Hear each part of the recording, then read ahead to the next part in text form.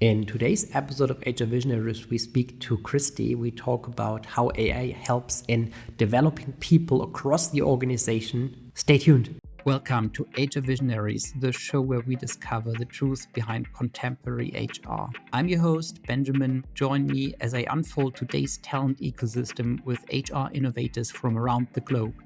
Welcome to the latest episode of HR Visionaries. I'm very much looking forward to my guest today, Kristie. It's great to have you on.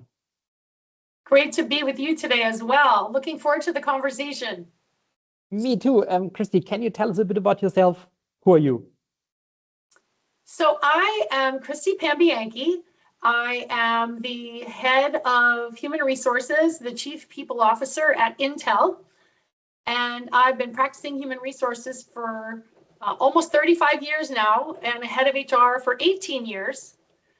And I've had the pleasure of working at Pepsi my first 10 years, at Corning for 20 years, where I served as the chief HR officer for 12 years, Verizon as the chief people officer for 2 years, and now at Intel just under 4 years. Wow, that's quite an impressive career. What did make you choose HR in the first place? So what was super interesting is, at first, as a high school student, I think we can all agree that not many of us in high school knew what human resources was.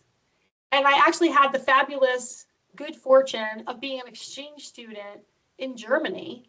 And so I lived in a small town called Marsberg, Germany, and I went to 12th grade at a time when gymnasium went to 13 grades. I traveled all over Europe during that time with my classmates, and I had applied to college and I got accepted to Cornell, thinking I would study business in the labor relations program, but also possibly pursue a career in law and international relations. And so at college, in my studies, I really started to fall in love with this entire practice and learning all about the world of work and the role that work has played over the arc of history in people's lives. And so I actually did an internship in a law firm, and I did not like it. And I did an internship in an HR management program at General Electric, and I loved it. And so I felt like I found my calling. And then I actively pursued landing an HR job upon graduation. And so I can't advocate enough for get internships and try things out. And I really felt like that was where I was meant to be, at this intersection of business and work. And one of the things I learned as a kid growing up, I watched my dad navigating his career, my mom before she passed away, my aunt, and you learn kind of firsthand the role that work plays in people's lives. But then when you study it and you really realize it's everything, the job Indeed. someone has is the core of the quality of life they have, that their family has, their social mobility, their access to things like education or other quality of life elements, housing, healthcare, et cetera. So I really kind of fell in love with the concept that I could have all of that impact I wanted to have, but do it through a position in human resources where I'm going to help companies optimize their human capital, but help people lead fulfilling lives because they found great work. Well, that's an awesome summary, since, HR should actually be the operating system of a company, right? So it should be like the place where everything comes together, since, in the end, it's people that make a company great or make a company, suffer. Right. Exactly. And when you think about, especially once you get to a C-suite position, or if you talk with CEOs, which I'm sure you do and many of your listeners do, you realize you kind of only control like two things: allocation of capital, like financial capital, and allocation of human capital. And then they have to obviously create and carry out the strategy. So it's pretty exciting to contribute to that. It indeed is. I'm wondering, you just mentioned you have been around for quite some time. So what were the major challenges you experience, in particular, accelerating through different levels, corporate levels to the C-suite then? So I would say if I think about my career, when I started out, I have this kind of approach to life where I think about it in 10-year increments. So when I was graduating college, I was 21, and I thought a lot about what would I want to achieve in my career by 30. And I was at Pepsi, and it had, a pretty well-established HR career path. And I was able to do two, what they called field assignments, where I was in two business HR roles, very junior, spread very, very thin, firing line, front line, every minute was different. I learned so much. The accelerated rate of my learning was so high. And their next stage was to bring you into the corporation's center and do two COE type assignments. And so then I did my next couple of years in assignments working on organization development and competency modeling. And I learned a lot about OD. And I had in my field assignment learned a lot about labor relations and a lot of frontline business work.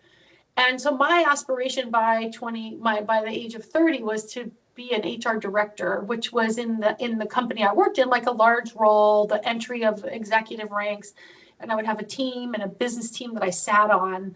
And so that really helped. It really helps to know like where you want to go. And that was really important to me. I knew I wanted to stay on the business HR side, but I couldn't have ever gotten there without those COE experiences.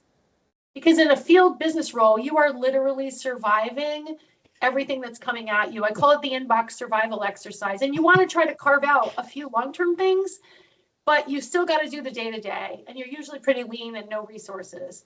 In a center, all of a sudden, you're thinking about how do I solve a problem for a large group or for the enterprise? Your time horizons are different. Your stakeholders are often much more senior. So it was a lot of skills I didn't have that I was able to develop that were then essential to succeeding as an HR director.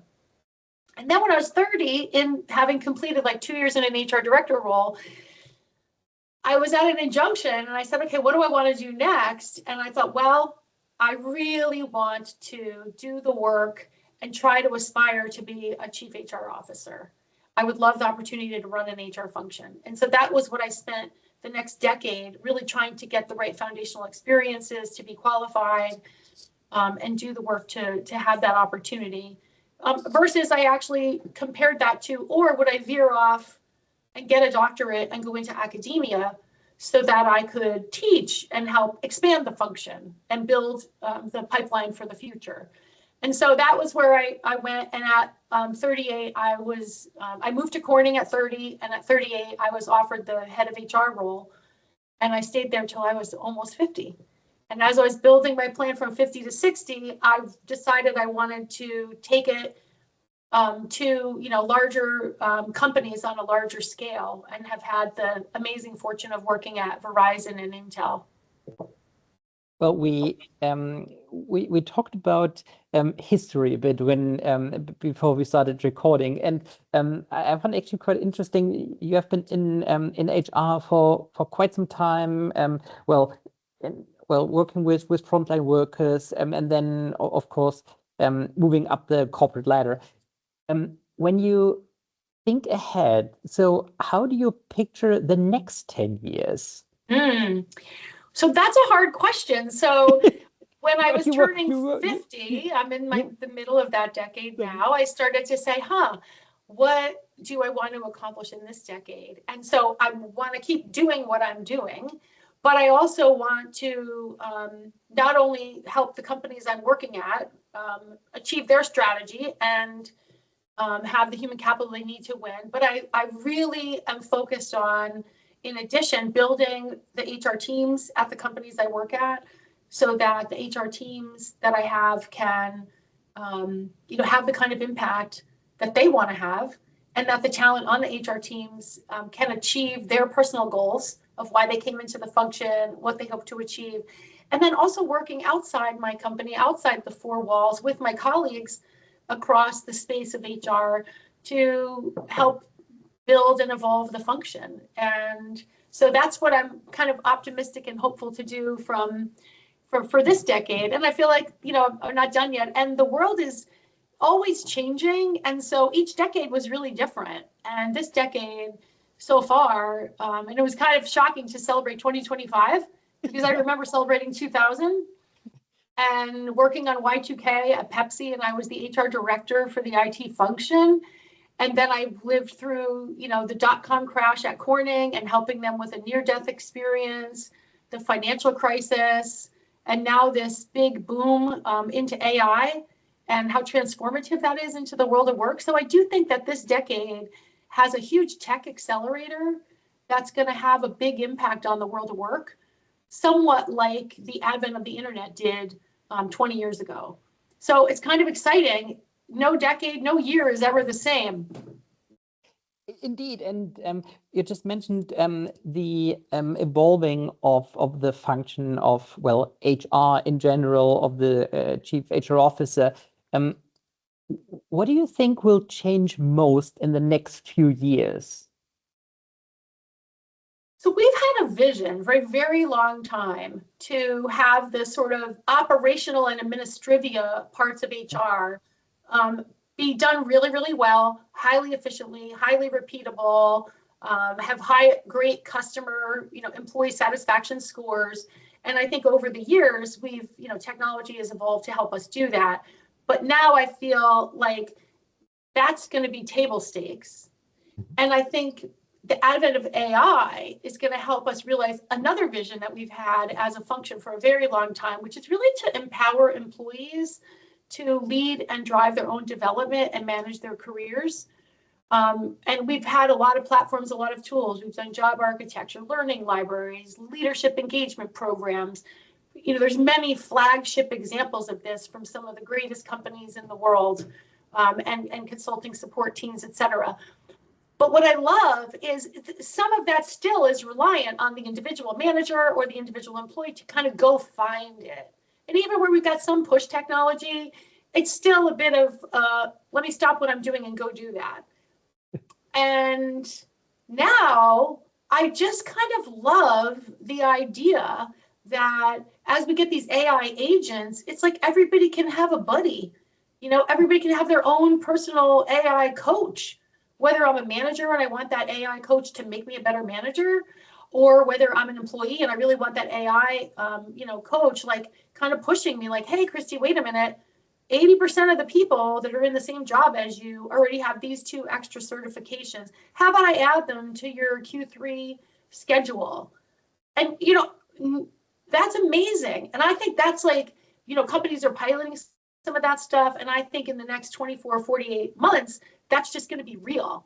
And it'll probably be on somebody's phone, and it'll be like just a completely mobile, fluid app. The other thing I'm really excited about is I've always sort of wanted a highly transparent labor market. And I always feel inside a company, like I want my employees in the company to know as much about their opportunities in the company as they know about their opportunities outside the company. And I never want the internal labor market to be less fluid or transparent than the external labor market. And that's hard to achieve because managers are running their departments, they have their jobs, they have their priorities, they don't want to lose their teams. But yet, I can't control what people can find out about the outside market. So I kind of think these tools and platforms are enabling a lot more gig assignments. Hey, you know what? I have 10 hours free this month. Maybe I could work on due diligence for an M&A transaction because I never got to do that. And I don't want it to be a full-time assignment, and I'm filling in the cracks on someone else's team. I'm expanding my network. So I kind of think the technology is going to enable a lot of that as well. And so when I look all the way back, that's all going to be great for employees, but it's also great for companies. Because if you can retain your talent longer, if you can optimize the way in which people's skills are being utilized or grown, that's better for the firm too. So I'm pretty excited about the possibility. Now, I do think there's routine tasks, data summarization, report writing, dashboards, things like that may be obsoleted or replaced by AI, but I believe that will create capacity for people to do other things. And so I'm sort of betting on the imagination of what people will do creatively with their newfound capacity. Well, I have so many follow-up questions. I really loved what you said about AI helping to empower employees. That also moves HR or the people function in a kind of different level of importance, I think. So it will help the HR function to be there, well, for every employee at every time, well, to help and to bring the entire level of productivity of the company to completely new spheres. Yeah, and I think the way we have to approach it is like any new technology, invite people in, invite the collaboration, give people, reward them for finding a use case that's great for them. And I think of places in my own life, like I would love if I went to the doctor and they were able to, say, instead of me having to answer the same 50 questions every time I go about, my family history or the last 10 things, but they'd be able to scrape all of my data, every scan, and be like, oh, and now spend the 20-minute, half hour, whatever with me, like, hey, how about this? How about that? And the AI can tell them, oh, test for these 4 things. So I feel like there's just so many ways it can make all of us perform better. And we know, for example, with the computer chess game, right? The computer will beat the human, but the human plus the computer beats the computer. So I'm a human plus person, and I think that the computer can do a lot of that, rapid assimilation of data and pushing forward some things that you may not have triangulated that would be interesting to check on. But then you as the human are applying your judgment based on your experience in a way that the AI is not going to necessarily do. So I'm a human plus person. I really like that. You just mentioned, well, the AI will also help us to, to free capacity, that we can focus on other things, to be creative. What we as humans are very good at, being creative, if we are allowed to be creative, and we are not in shackles. What do you have in mind when you make up your mind about, well, where can we be creative? Where can we as humans be most useful? Well, I think there's certain tasks that have to be done like efficiently and effectively really matter, production, when something has to be made to a spec, or, accounting has to be done to a level of accuracy. So I think on those type of tasks, we should be looking at ways in which technology can drive accuracy, reduce variability, take out human error. I think on creativity, product development, go-to-market strategies, understanding new markets, understanding consumer needs, feedback loop cycles, listening to employees, all of that are spaces that could drive a lot of creativity. And, I think sometimes a lot like creativity and new ideas come from voices that weren't being heard. So hopefully it creates a space for all of those ideas to surface. I'm wondering, in particular, in a company like yours, where you have, well, people in the headquarters, people in the in the factories.